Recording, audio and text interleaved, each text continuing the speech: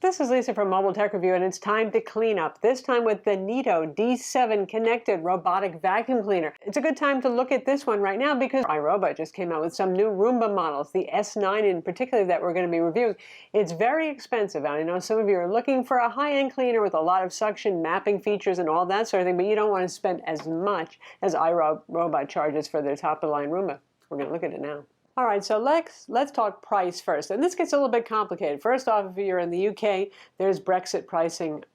Oh well. But the United States, because of Trump's China tariffs on both vacuum parts and robotic parts, prices are going up on American branded robotic vacuum cleaners and regular vacuum cleaners too, which is unfortunate.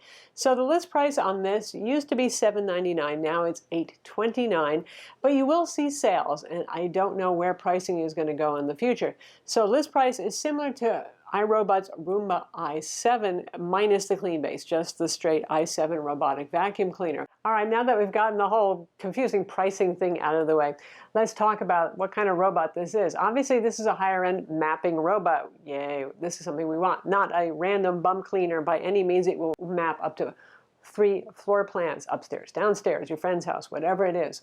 Good stuff there. And it's a D-shaped cleaner. I like D-shaped cleaners. Clearly, even iRobot has figured out that they are a good thing because their new S9 is a D-shaped cleaner. And it's still pretty limber. You know, you would think a round one has a much greater advantage for getting in and out of table legs. You can see how fine it does. It'll sometimes hitch up its rear end a little bit to get out of a tight spot, but what does that matter, you know?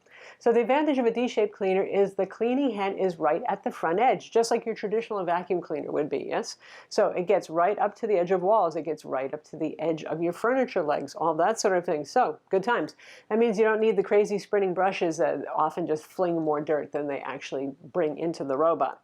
Though this does have a little spinning side brush on it too, a really short one. I don't know how much of a difference it makes that it's there. The other thing is the brush bar is thus much longer, so it's more efficient. It doesn't have to make as many passes to cover your given floor plan.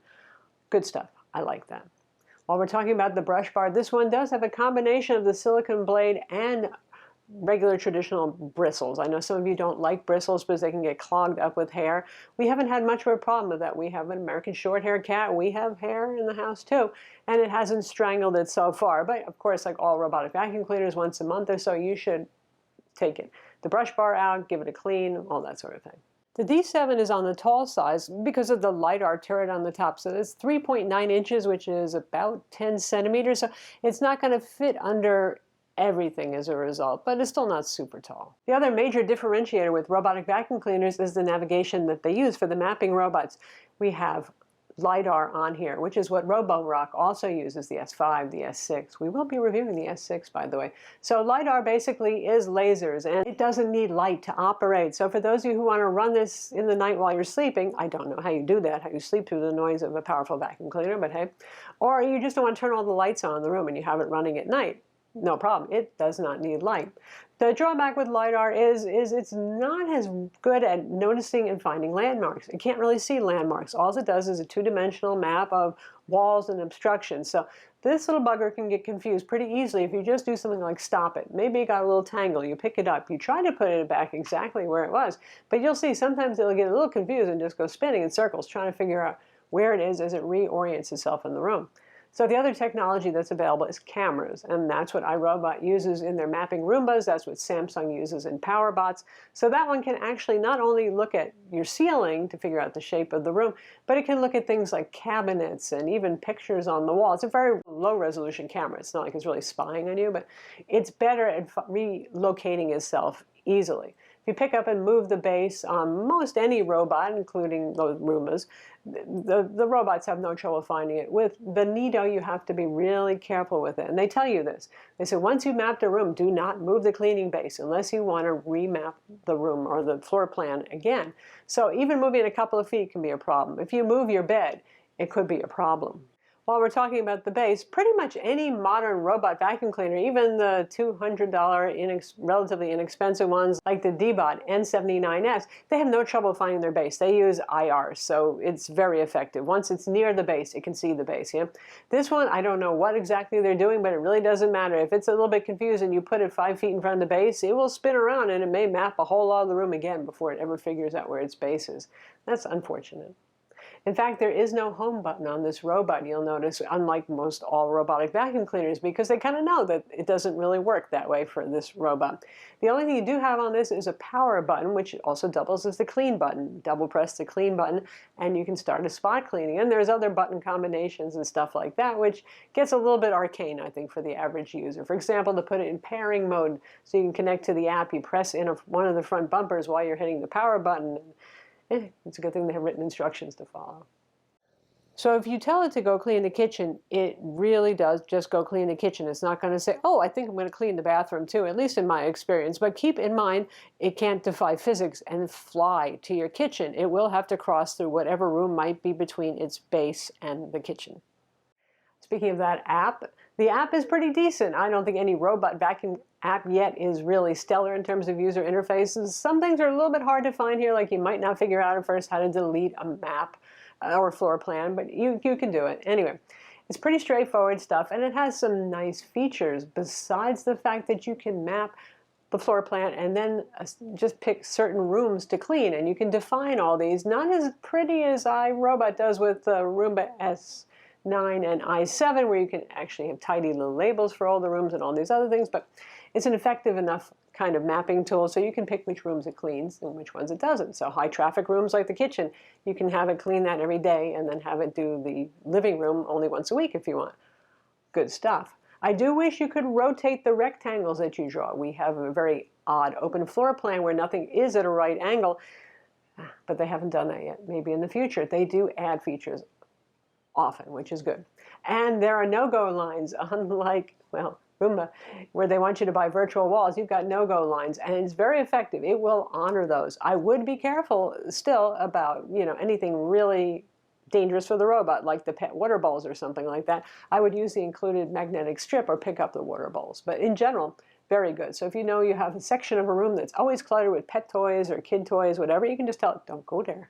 So we have all these whiz-bang features. In fact, we even have both 2.4 gigahertz and 5 gigahertz Wi-Fi, which is something we haven't seen on a robotic vacuum cleaner anymore, for those of you who want to go with that more modern band. Suction, that's probably just as important as the intelligence and the mapping and the fact that this goes in nice, tidy, straight lines and won't make you crazy when you watch it. Well, suction on this is excellent. It's one of the best. 20 CFM on turbo mode and 17 on echo mode. So there's not much of a difference. You might as well just use the echo mode. There's not much of a difference either in the noise volume with this. And noise on this, it's a powerful robot vacuum cleaner. This is not whisper quiet by any means, but it's not loud either, and it's not a grating high-pitched sound. But anyway, it sucks in a good way. This thing really picks up. Besides our usual dirt tests where we weighed the bin before and after we put down an ounce of kitty litter, then an ounce of potting soil, because potting soil is tougher. It's a little moist. It sticks to things. It really does an excellent job of picking things up. And then there's the experiential test, probably the more important one. Instead of setting it up in some artificial test environment, we use this for a month. We use it to clean, to vacuum, and it picks up more dirt than any other robotic vacuum cleaner I've ever used until the Roomba S9 came out. And that gives it a run for its money, but that one is an even more expensive robot too. So if you're looking for something that really has a suction for pet hair, for dust, for dirt, for whatever it is, even some fairly large debris, like the old Cheerios test, it has enough clearance to pick up Cheerios, this rocks. It really does an excellent job on wall-to-wall. You can see how good our medium pile wool, very plush carpet looks, something that robotic vacuum cleaners used to not be able to handle. This one does a great job on that. Compared to the Roomba 980, which also had a lot of suction, it does well. The Neato doesn't have a carpet boost mode, but this one cleans just as well as the 980, which says a lot. In fact, maybe even a little bit better. Now, this does have both Alexa support and Google Home or Google Assistant support. Alexa support's pretty straightforward. With Google, it's a little weird. Most of the time with most of these robot vacuum cleaners, they just show up as a device and you add it to the room, and life is very easy that way. With this one, basically you have to download a script. It's sort of like you're really downloading an automation. For some people, this will probably be so confusing that they won't ever do it. So there's that. But once you do it, it actually does work fine. The dirt bin on this is very large. It's about twice the size of a competing Roomba. So nice. You don't have to empty it as often. It has a nice large filter area, which is good for lots of air circulation going through it. It's clear, so you can see what's inside, because I don't know about you, but sometimes I pick up some scary things. We do have insects here in Texas. For consumables, the filter should be replaced every month or two, according to the folks at Neato. And in the between, you can just vacuum it out with a hand vac if you want to keep it extra tidy and clean. The bin is washable. There's no motor inside of there or sensors. In fact, it has a timer to tell you when you should be checking the bin. It doesn't actually have sensors inside to tell you when the bin is full. So there you have it, the Neato D7. It's one of my favorite robot vacuum cleaners, but you know, it's a fast evolving space right now. And sure, the Roomba S9 beats it on some scores, but it's several $100s more money too, isn't it? And well, yeah. So the pros for this are really, really excellent suction performance. On carpets, on hard floors, you name it, it will pick up a lot of stuff. It will actually put to shame a Roomba i7, and that's a pretty expensive vacuum cleaner too, but this one just has better suck. The wide brush bar, excellent stuff. The fact that it's a front-mounted D-shaped cleaner so it can get close to the edges of walls and your furniture legs and all that sort of thing. Yes, like that too. Battery life on this is pretty good. They claim up to 120 minutes, and in a mix of area rugs and hard floors, that sort of thing. With a 1,000 square foot floor plan, it actually did it on a single charge without having to recharge and resume. It does have recharge and resume, another nice feature.